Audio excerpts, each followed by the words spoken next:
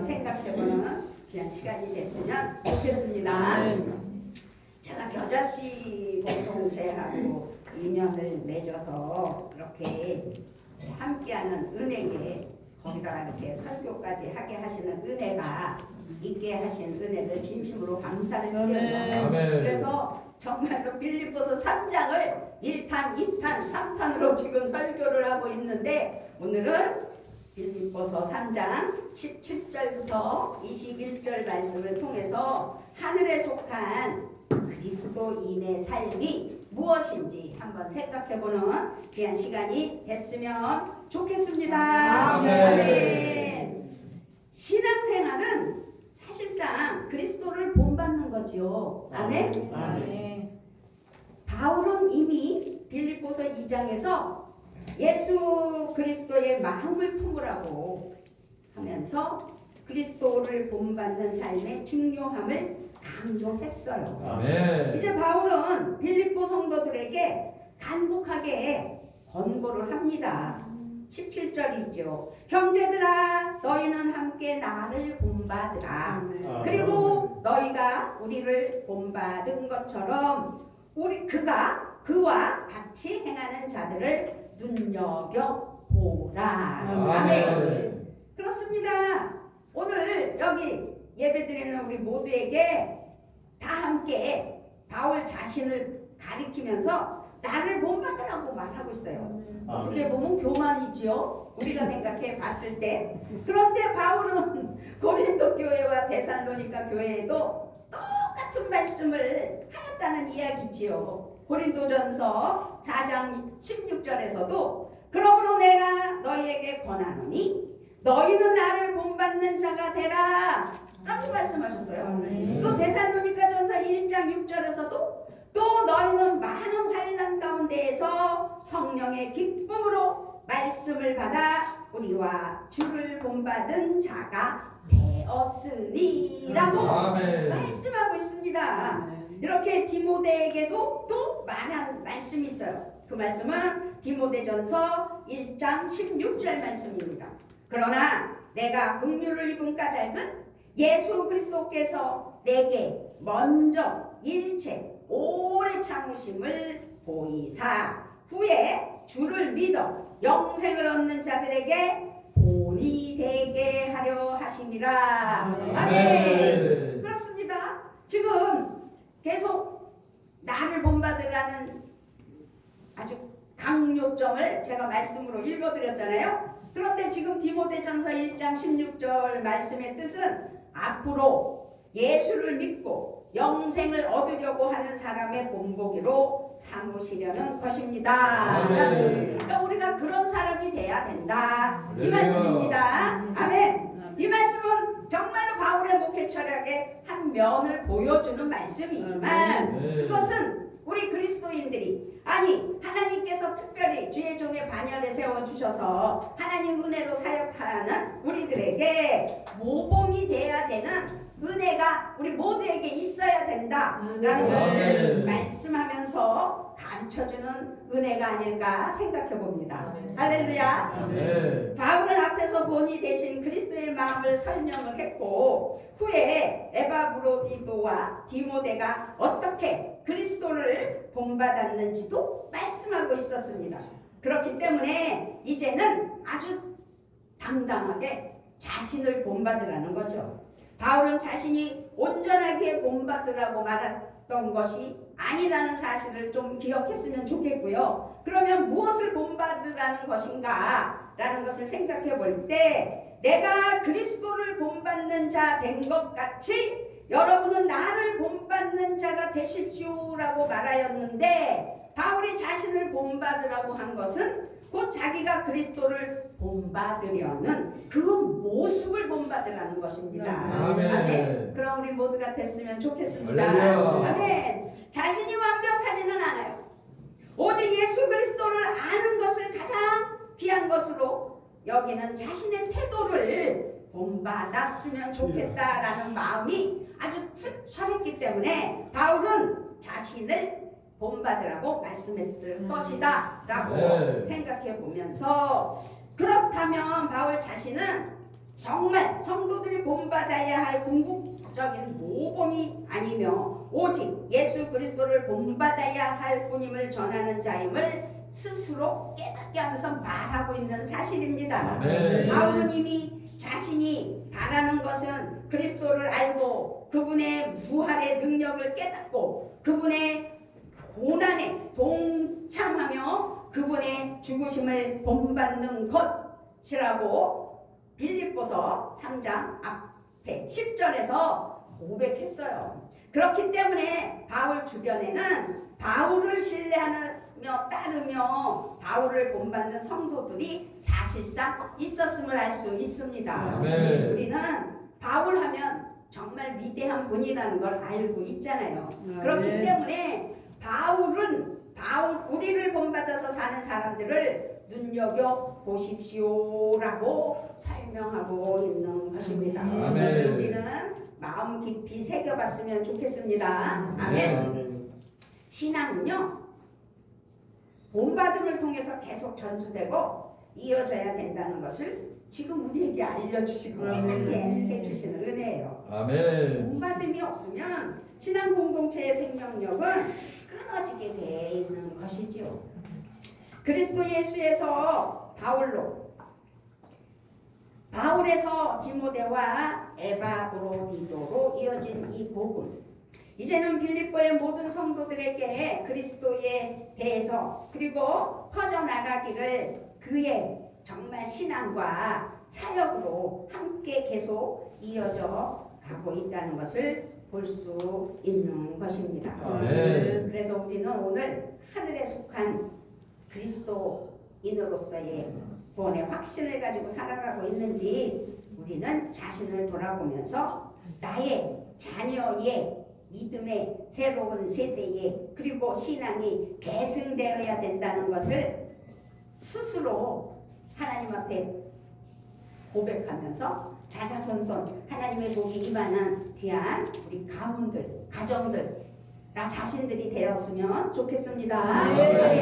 먼저 믿은 우리가 자녀와 신앙의 다음 세대에게 그리스도를 본받고 믿음으로 보여주어야 된다라는 사실이죠.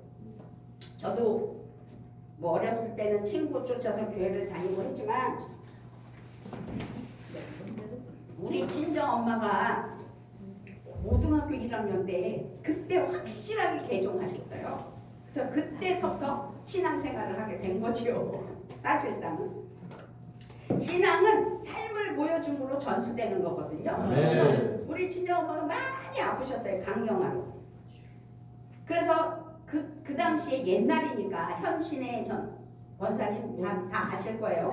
서대문에서 현신의 권사님이 능력이 있다 하니까 우리 친정어머니께서 나보고 거기 서대문을 가자 그러는데 저는 믿음도 없고 뭘 거기를 가나 이런 생각을 하면서, 그리고 그 옛날에는 지금도 그렇지만 제가 이제 그때 신림동에 살았나 그랬는데 서대문 가기가 그렇게 쉽지는 않았어요. 그래서 택시를 타기도 그렇고 아주 힘들게, 아무튼 힘들게 서대문을 갔습니다. 갔는데 엄청 사람이 많더라고요. 제 어린 눈에는 뭐 다 이런 사람들이 다 와 있나 그랬어요. 그런데 이제 우리 엄마는 갈급하니까 거기서 이제 당신이 좀 나아보려고 그 소문 듣고 가셨겠죠. 그런데 막 박수 치고 찬양하고 하나님께 영광 올려드리면 난리가 났는데 우리 엄마도 아파서 축 처져 있는 그 옆에 정말 젊은 청년이 늘어져 있더라고요. 근데 이제 뭐 아주 움직이지도 못하는 청년 같았어요. 제 또래였어서 그 당시에. 그렇게 다녀온 기억만 있지. 그리고 친정어머니는 일찍 돌아가셨어요. 그런데 제가 은혜 받고 깨달을 때 우리 하나님께서요, 회개하면 하나님의 영이 임하고 회개하면 하나님의 복이 임하고 회개하면 하나님께 크고 놀랍게 쓰임받는 거잖아요. 그런데 그게 내가 회개해야지 라고 해서 회개되는 게 아니라는 걸 저는 스스로 하나님께서 저를 깨우쳐 주셨어요. 어느 날 부흥회 갔을 때 제 뒤통수가 빵꾸가 나는 줄 알았어요. 뒤통수를 하나님께서 막 후려치시더라고요. 그래서 제 뒤통수를 뿌려치시면서 네가 어디서 태어났니? 그러는 거예요 갑자기. 그래서 제가 뻥 해요. 엄마 뱃속에서 태어났죠? 그래서 다녔다고. 그런데 왜 엄마를 미워하니? 또 그래요. 정말 실질적으로요. 너무 놀란 거예요 제가. 그래서 그렇지. 근데 나 우리 엄마 왜 이렇게 근데 미운 건 어떡해? 이렇게 된 거예요 제가. 저는 6학년 때 아버지 돌아가셨죠? 20살 때 우리 엄마가 이제 돌아가셨는데 그 사춘기 시절에 나만 의지해요. 그러니까 제가 희생자라고 생각했어요. 그래서 나는 왜 이렇게 자유도 없이 힘들게 살아야 되냐? 우리 엄마는 왜 나만 못 살게 구냐? 이렇게 된 거예요. 그러다 보니까 돌아가셔도 뭐 이제 안 계시고 막 그러니까 슬프긴 해도 엄마가 그립거나 보고 싶거나 그러면서 갈 때가 돼서 갔다라는 이런 못된 딸이 어딨어.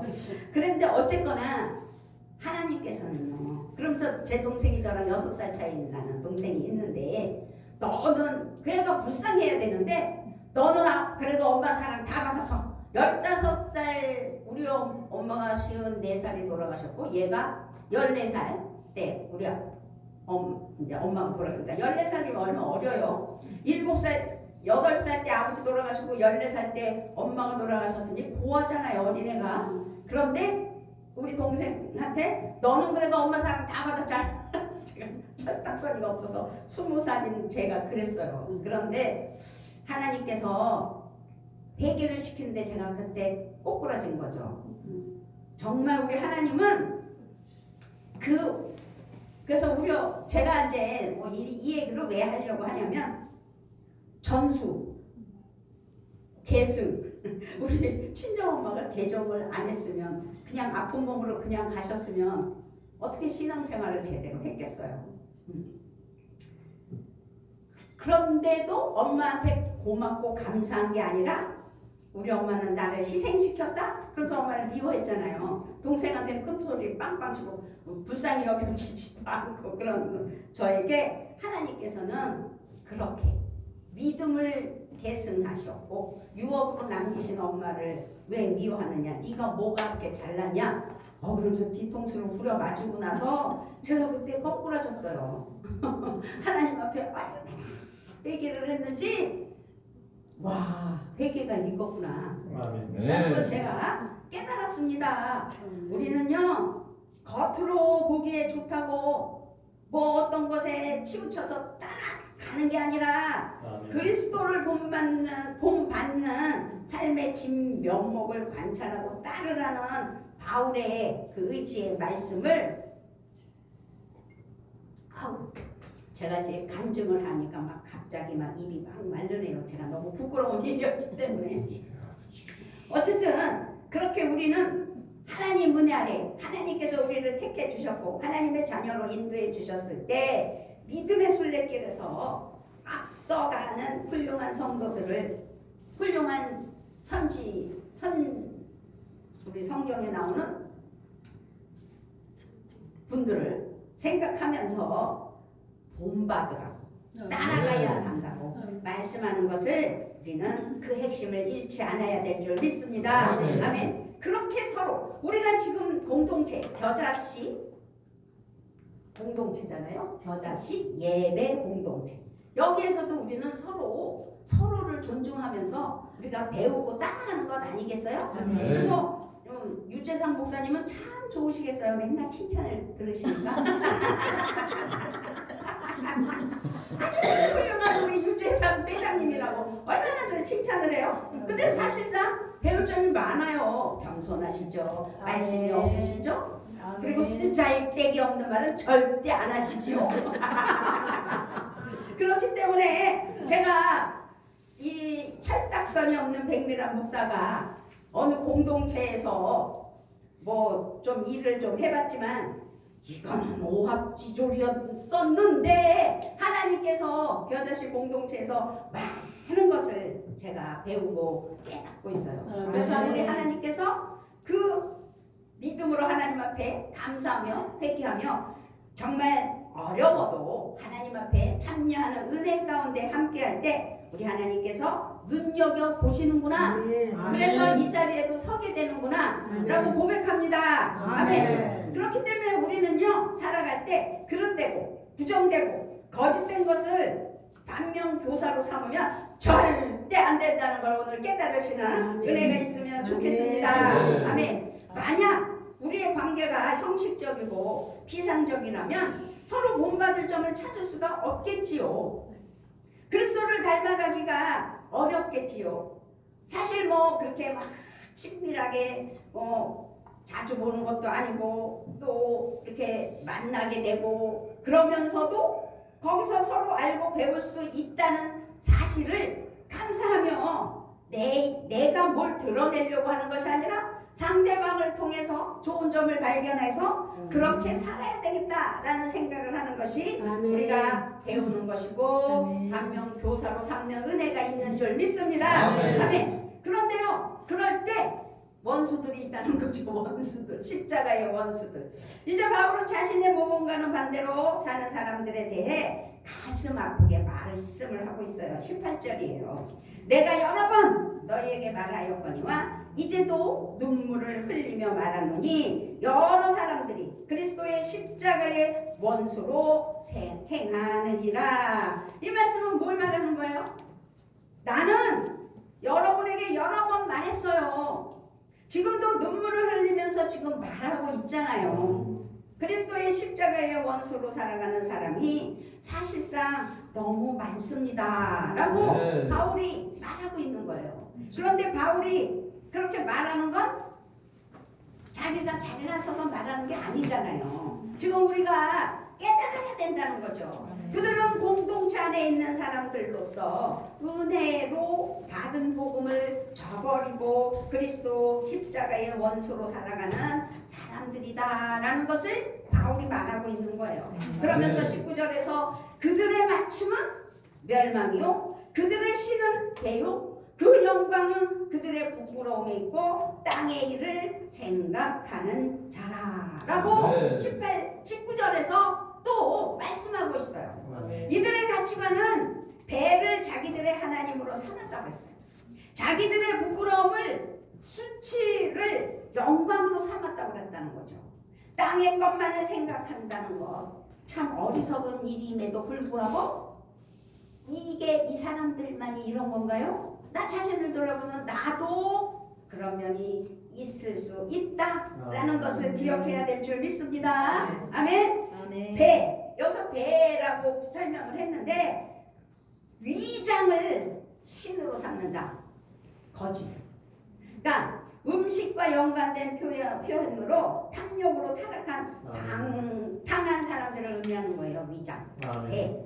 이 배, 위장. 그러면서 거짓된 거.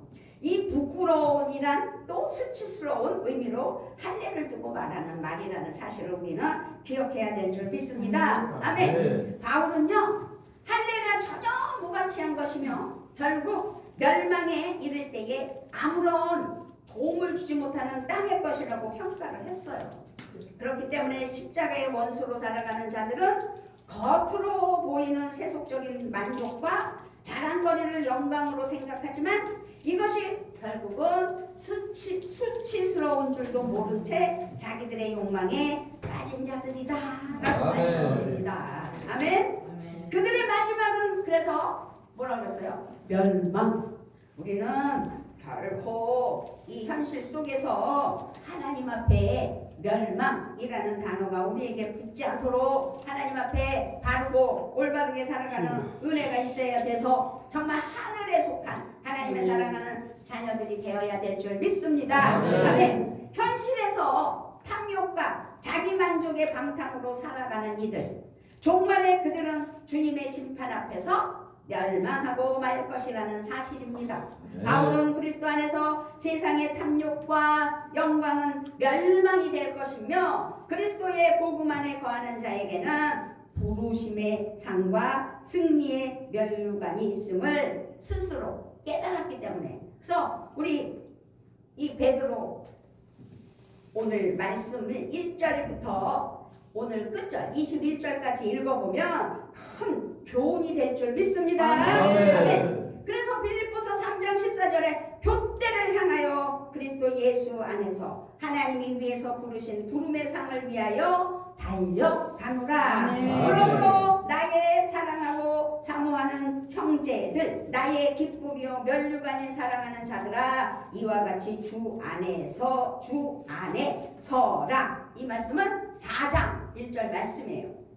우리는 하나님 앞에 말씀 따라 살아가며 하나님이 기뻐하시는 은혜의 삶을 살아야 된다는 거 정말 이론적으로 너무 잘 알죠. 그리고 말씀을 통해서 우리가 전하면서 살아가고 있잖아요. 그리스도를 온전히 사랑하며 따르는 하나님의 사랑하는 자녀들이 되어야 된다는 사실인데, 그리스도께서 마지막에 이루실 승리의 영광의 상을 바라볼 수 있는 우리가 돼야 된다는 사실입니다. 우리의 믿음이 세상에서는 사실상 부조리하고 외면당하고 어리석어 보일 수도 있지요. 그리고 오늘 또 제가 깜짝 놀래가 성당에서 전도하면서 복음을 전한다는 사실에 깜짝 놀랐고, 또 통계상으로 불교가 제일 많고요, 우리나라에. 그 다음에 성당이 2번째고요. 3번째가 우리 개신교. 나 그거 보고 깜짝 놀랐는데 증거가 오늘 나타난 거예요. 아니 주는데 저는 거기 검단 사거리에 우리 교회라고 있거든요. 검단 우리 교회. 그 교회가 전도를 자주 해요. 그래서 당연히 검단 우리 교회에서 전도 나왔나 보다 성도들이. 그래서 이렇게 수고 많으셔요. 하나 다 받아가세요. 그래. 그래서 받았어요. 근데 성당이에요. 깜짝 놀랐어. 그래서 어머 성당인데? 내가 이제 놀래서 그랬더니 네 성당이에요. 그래. 어머 성당도 이렇게 전도 나와요? 저도 모르게 목소리가 커졌어요. 우리도 가끔은 해요. 그러더라고요. 저는 기독교인입니다. 근데 제가 거기서 목사라고 얘기할까 말까. 아니야, 간두자. 그러고 안 했어요. 창피해서. 왜? 아니, 성당이었는데 이거 목사가 전도도 못하고 이걸 받아야 되는 입장이 됐으니 얼마나 부끄러워요. 그래서 깜짝 놀라면서 제가 어제 세미나 갔잖아요. 검단 기독교연합회에서. 근데 그걸 또 어저께 아주 너무 적나라하게 들었는데, 여기서 딱 증거가 나타나니 얼마나 가슴이 아픈지. 야, 우리 정말 깨어 기도하고 복음을 위해서 진실하게 살아야 되겠다. 그래서 하늘에 있는 하나님의 사랑하는 속한 하나님의 자녀들이 어떻게 살아야 되는지 20절입니다. 그러나 우리의 시민권은 하늘에 있는지라 거기로부터 구원하는 자 곧 주 예수 그리스도를 기다리노니. 이 말씀은요, 우리의 시민권이 어디에 있다고요? 하늘에 있다고 그랬어요. 그것으로부터 우리는 구주로 오실 주 예수 그리스도를 기다려야 된다는 것이죠. 그리스도인은 하늘을 바라보고 사는 하늘에 속한 사람이 되어야 된다는 사실을 지금 20절에서 확실히 말해주고 있는 거예요. 그래서 우리의 정체성의 하나는 우리가 이 땅에서 살아가는 건 사실입니다. 하늘의 시민권자로서 나라를 위하여 이 땅에서 살아가는 게 사실이지만, 그리고 하늘에서 오실 구원자 예수 그리스도를 기다리고 살아가는 것은 사실입니다. 여기서 시민권이라는 단어는 정부, 정치, 조직, 식민지 등의 뜻을 포괄하고 있거든요. 그래서 하늘에 있는 정부예요. 우리는 20절을 우리의 정부는 하늘에 있습니다 라고 그래서 번역할 수 있는 거예요. 하늘에 있는 정부를 가진 시민들. 그런 믿음이 아주 철해야 될 줄 믿습니다. 바울은 이 단어를 교회라는 단어와 기능적으로 같은 의미로 사용을 하고 있거든요. 바울은 이 단어를 사용함으로써 교회가 세상의 이 집단이나 사적인 모임이 아니라는 걸 가르쳐주고 있는 거예요. 세속 정부인 로마 제국에도 속하지 않았음을 그 당시 그 시절에 벌써 바울은 깨달아서 그렇게 역설하였고 말하고 있었다는 사실이지요. 더 나아가 그리스도인은 하늘의 정부로부터 구주로 오실 주 예수 그리스도를 기다리고 살아가는 사실이 믿어집니까요? 아멘. 네. 믿어야 돼요. 우리는 너무 식상하게 예수님은 오실 거야 라는 걸로 알고 있잖아요. 근데 예수님이 오시기 전에 먼저 가는 분들은 엄청 많죠? 우리 주위에서.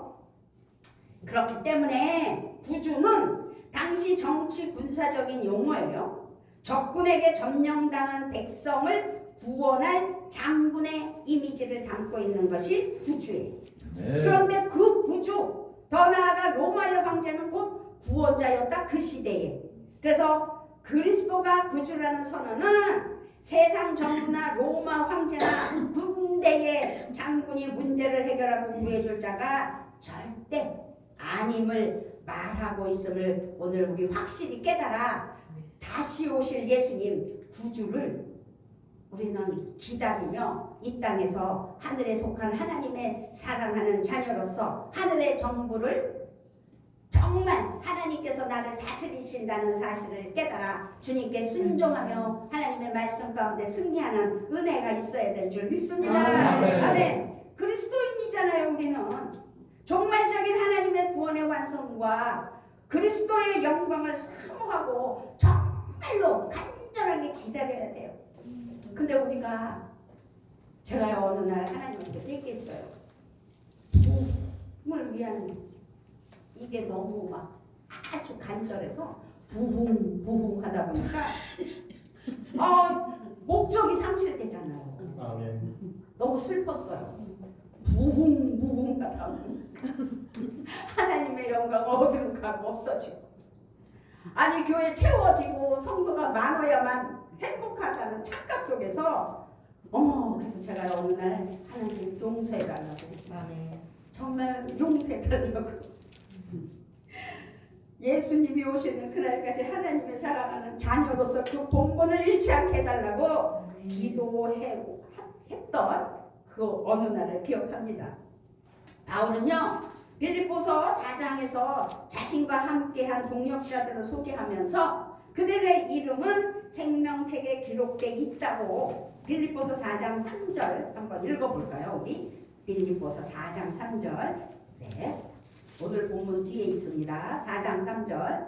네, 시작. 또 참으로 나와 명예를 같이 한 내게 구하노니 복음에 나와 함께 힘쓰던 저 여인들을 돕고 또한 글레멘드와 그 외에 나의 동역자들을 도우라. 그 이름들이 생명책에 있느니라. 아멘. 아멘.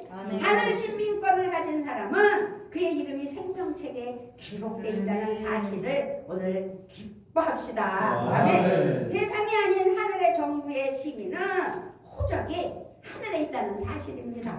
예수 그리스도를 믿고 따르고 예배하는 우리의 이름은 하늘 생명책에 기록되어 있다는 사실을 기뻐하며 우리는 하늘나라의 시민으로서 하늘에 속한 하나님의 사랑하는 자녀로서 하나님이 통치하시는 이 땅에 있는 하나님의 식민지이며 그리스도 있는 하늘의 시민권자이기에 세상의 법과 가치를 따르는 십자가의 원수들과는 달라야 될 줄 믿습니다. 아멘. 하늘에 속한 하나님의 사랑하는 사람은 하늘의 것을 추구해야 되겠지요. 세상의 가치에 집착하지 않습니다. 그리스도의 십자가의 원수로 살기를 거부하는 은혜가 있어야 될 줄 믿습니다. 오직 십자가의 고난, 그 죽음, 자신을 내어주신 예수 그리스도 그 은혜를 꼭 반드시 기억하며 우리는 하늘의 시민권자라는 사실을 아주 자부하며 우리는 하늘에 속한 하나님의 사랑하는 자녀라는 것을 기뻐 마땅해야 한다는 사실입니다. 아멘. 자기의 힘과 자기의 뜻을 추구하지 않아요. 자기 주장을 하지 않아요.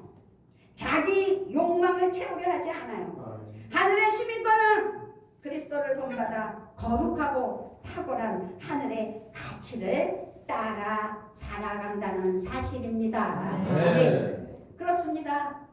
교회 성도가 없어서 맨날 30명 이상 예배드리는 교회가 내게 주시옵소서 라고 기도하면서 불부짓고 부르짖고 그러던 어느 날 교회 문 닫게 생겼어요. 그래서 교회를 사정을 했어요. 다른 교회 목사님한테, 그 이웃 목사님한테. 그 목사님은 우리 교회 근처에서 절대로 못 나간대요. 근데 자기 교회는 부흥이 돼서 그 처소가 너무 적대요. 그래서 조금 넓은 데로 가고 싶다고 기도 제목을 내려놓은 분이거든요. 그런 분이 우리 교회에 와서 예배드리면 아주 좋겠다라는 생각을 우리 남편이 한 거예요. 제가 막 고민하면서 이 어떻게 하든 교회를 전세를 주든지 뭘 해서 빚을 갚아야 돼. 교회 부도나 막 이렇게 떠들었더니 우리 남편이 그 교회를 떠오르겠어요. 왜냐하면 제가 어느 날 우리 검단 기독교연합회 목요 기도회에 그 목사님 기도 제목을 내려놨는데 그 교회는 좋겠어? 그러면서 부흥해서 교회 처소가 적대. 그래서 넓은 데로 간대. 근데 여기 마전지구에서는 못 나간대.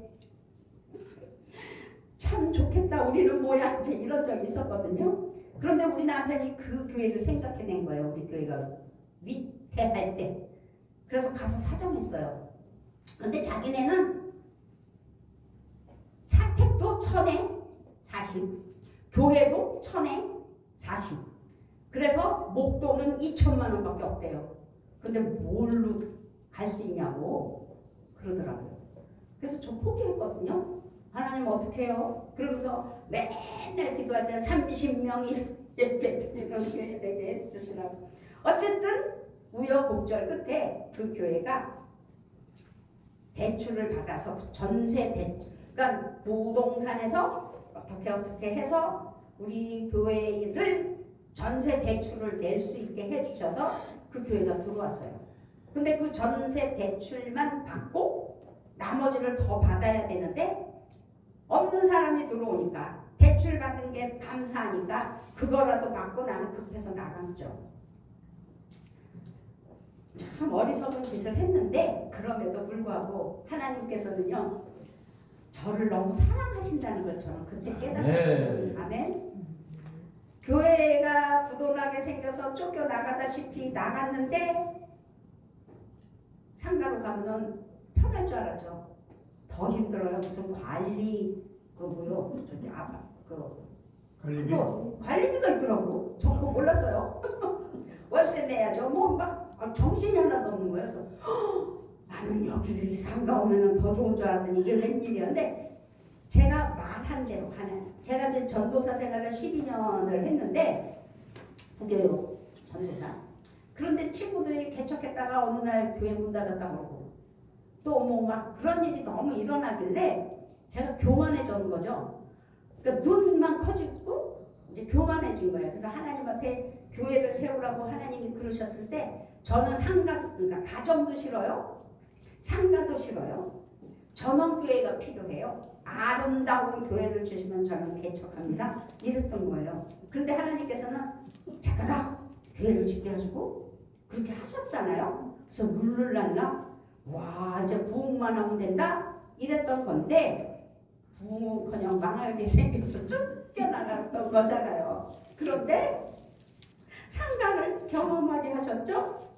상가에서 망해서 주인이 나가라고 그래갖고 집으로 들어와서 가정에서 예배 드리게 됐죠. 경험을 정말 하게 하시는 하나님을 제가 경험했어요. 제가 싫다고 그러는 걸 그대로 경험하게 하시는 우리 하나님. 그래서 우리는 입찬 소리도 안 되고 하나님 앞에 함부로 서원해도 안 되고 말을 함부로 해서는 절대로 안 된다는 걸 저는 그때 깨달았어요. 근데 저를 사랑해 주시는 하나님께 감사한다고 말씀을 드린 이유는 그때 요양원에서 제가 요양원에 봉사를 나간 적이 있는데 나가고 있었는데 매주 금요일 교회가 그렇게 된 사정을 알고 저를 담임 목사로 불러주신 거예요. 할렐루야. 그래서 요양원에서 3년 동안 담임 목사를 하면서 사례비 받았죠. 코로나가 왔잖아요. 그래갖고 완전히 갇혀서 어르신들하고 공동 생활을 하면서 그렇게 의대의 시간들을 갖게 하시고 나중에 생각하니까 그게 하나님 은혜였더라고요. 그래서 하나님께서는 그렇게 인도해 주심을 정말 감사합니다. 이건 뭐 얘기가 딴 데로 빠진 것 같은데 어쨌든 고린도전서 10장 31절에 그런즉 너희가 먹든지 마시든지 무엇을 하든지 다 하나님의 영광을 위하여 하라. 모든 것은 상황이 어찌 됐든 간에 하나님의 은혜 아래 하나님께서 인도하신다는 그 사실을 깨닫게 해 주시려고 저의 상황을 그렇게 변화시켜 주셨잖아요. 그렇기 때문에 우리는 먹든지 마시든지 무슨 일을 하든지 모든 것을 하나님의 영광을 위하여 하는 은혜가 있어야 될 줄 믿습니다. 아멘. 고린도전서 14장 1절에서도 사랑을 추구하며 신령한 것들을 사모하되 특별히 예언을 하려고 하라 그랬는데 여기서 사랑을 추구하라는 거죠. 근데 잘못자칫하면 예언을 하려고 하라 했다고 해서 무슨 예수 무당되라는 건 절대 아니라는 사실을 기억했으면 좋겠습니다. 아멘. 골로새서 3장 1절에서도 그러므로 너희가 그리스도와 함께 다시 살리심을 받았으면 네 것을 찾으라. 거기는 그리스도께서 하나님 우편에 앉아 계시느니라. 아멘.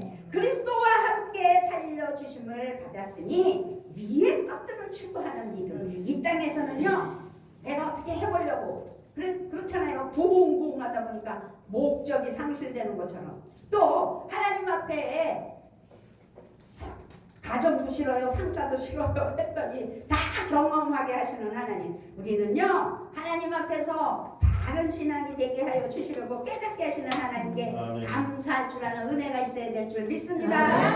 그렇습니다. 우리는 하늘에 속한 하나님의 사랑하는 자녀입니다. 그러므로 아버지 하나님 은혜 아래 세상에서 빛나는 삶을 살아야 되겠죠. 그래서 하나님은 우주 만물을 창조하셨고 은혜와 사랑으로 나아가시는 분이기 때문에 이 땅에서 누림과 천국에서 면류관 받고 하나님 은혜 아래 잘 살다 왔다고 칭찬받는 우리가 돼야 될 줄 믿습니다. 아멘. 그런 기다림 속에서 하나님만을 의지할 줄 아는 믿음이 되셔야 될 줄 믿습니다. 아멘. 그래서 그리스도인의 정체성 중심에는 정말로 우리 가슴판에 새겨야 돼요. 기다림. 아멘.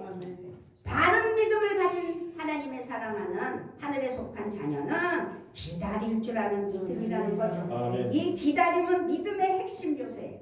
그리스도인은 예수 그리스도께서 구세주이심을 고백하며 예수 그리스도께서 십자가의 죽음과 부활로 구원을 이루셨기 때문에 그리고 하늘에 오르셔서 반드시 다시 오실 것이라는 약속을 하셨기 때문에 구원을 얻은 우리 하나님의 사랑하는 자녀들로서 구원의 완성을 향하여 달려나가며 다시 오실 예수님을 기다리는 은혜가 우리에게 넘쳐나야 되고 그 믿음으로 하루하루를 살아갈 수 있는 은혜가 있어야 될 줄 믿습니다. 아멘. 우리는 다시 오시는 주님을 바라보며 그날을 기다리기 때문이라는 사실을 잊지 않으시고 성도로서는 또 하나님의 자녀로서는 주일만 거룩한 날이 아니라는 걸 또 기억했으면 좋겠습니다. 일주일이 모두 그날이 거룩한 날이고 예배의 시간에만 거룩한 것이 아니라 일상의 삶에서도 거룩해야 된다는 사실. 우리의 가정, 우리의 직장, 사회, 나라 주님 오시는 그날까지 빛나는 삶을 살아야 하는 사명자로서 또 특별히 주의 종의 그 사역으로 하나님께 영광을 올려드리는 사랑하는 자녀들로서 하늘에 속한 은혜의 삶으로 이 땅에서 영향력을 끼치는 저와 여러분이 되시기를 우리 주 예수 그리스도의 이름으로 부탁을 드리며 축복합니다.